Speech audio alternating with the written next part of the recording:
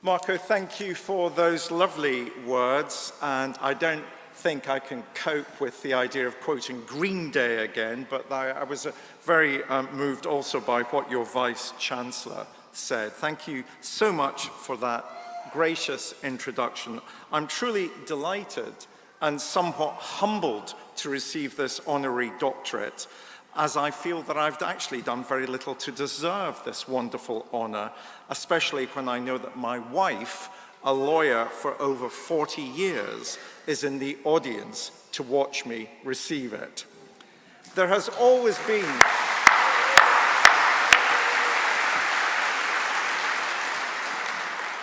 and she'll quote that line repeatedly tonight.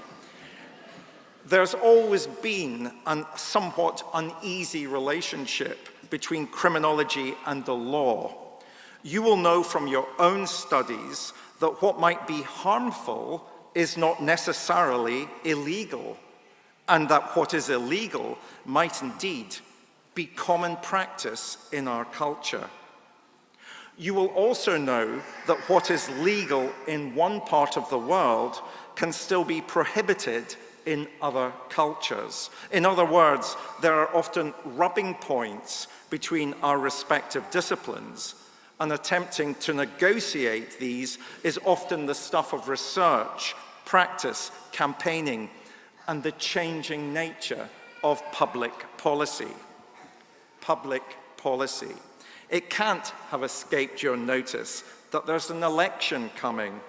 Of course, what is euphemistically described as the politics of law and order will have an impact on your career and also on mine. I cannot ignore the fact that as far as penal reform is concerned, for example, there is often an unsightly race to the bottom, with most political parties desperate to curry votes by claiming that they, rather than the other side, are the toughest on crime.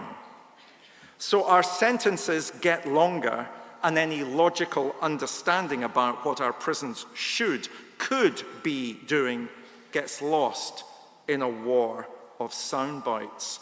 And the governor of Wandsworth resigned from the prison service only last week.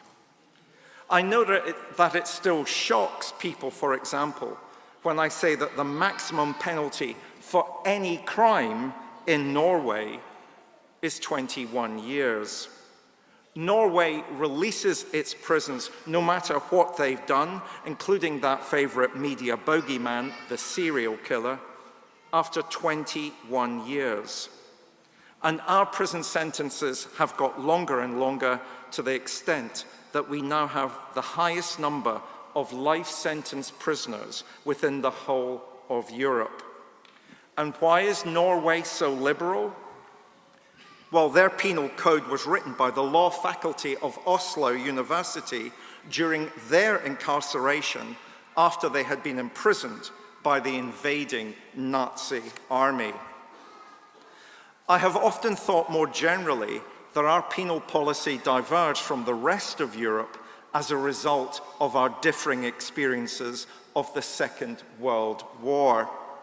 We were never invaded, whilst the rest of Europe had to get used to living under a totalitarian regime. So come 1945, Europe began to take seriously the issue of what happened to our prisoners, whilst our Criminal Justice Act of 1948 introduced detention centres and the short, sharp shock. All the signs suggest that Labour will win the next general election. Some of you will be pleased and others disappointed.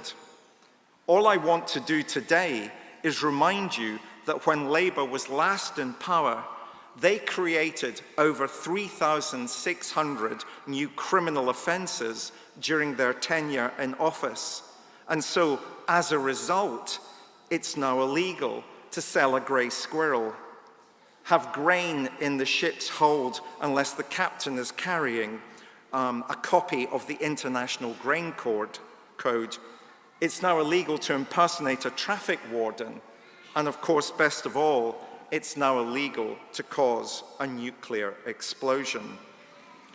The context for my career has been about fighting for justice, irrespective of who I might anger or annoy.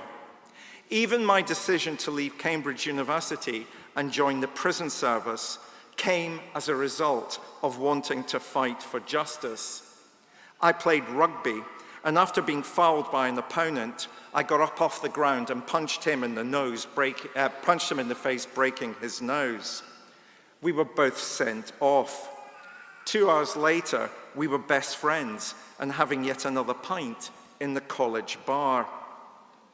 However, it just so happened that week, the Cambridge Evening News reported a story about a young man the same age as me, who was not a student, but a laborer working in the town, and who got sent to prison for 2 years for breaking another young man's nose in a fight.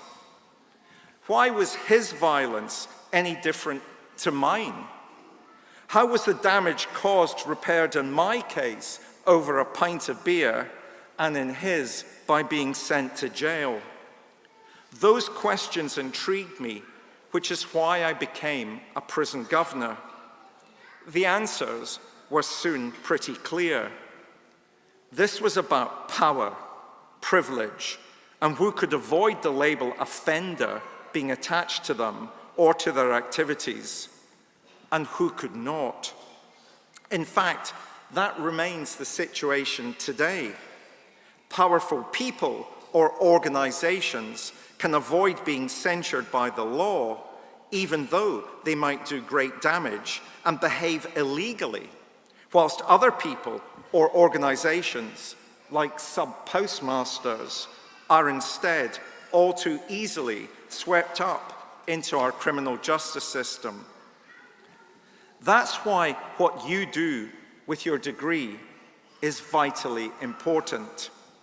Fight every day for justice, for what is right, and refuse to compromise your principles simply because it's expedient or might help you to win favor. Be awkward and bloody-minded. Be passionate and committed. Care for those who need your help. And above all, give a voice to those who have been silenced, marginalized, and stigmatized. I wish you every success, and let me repeat how honored and humbled I am to receive this award. Thank you very much.